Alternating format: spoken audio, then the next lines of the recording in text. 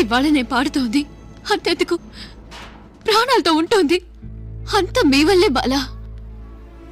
అర్థం చేసుకునే పరిపక్వత ఇన్నాటికి వచ్చింది.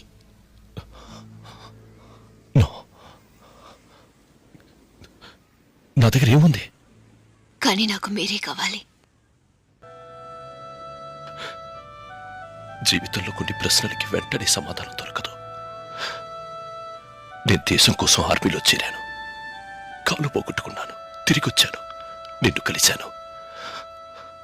నీ మనసు తెలుసుకోకుండా ఇంకొకరిని తీసుకొచ్చి పెళ్లి చేసుకోమని అడిగాను.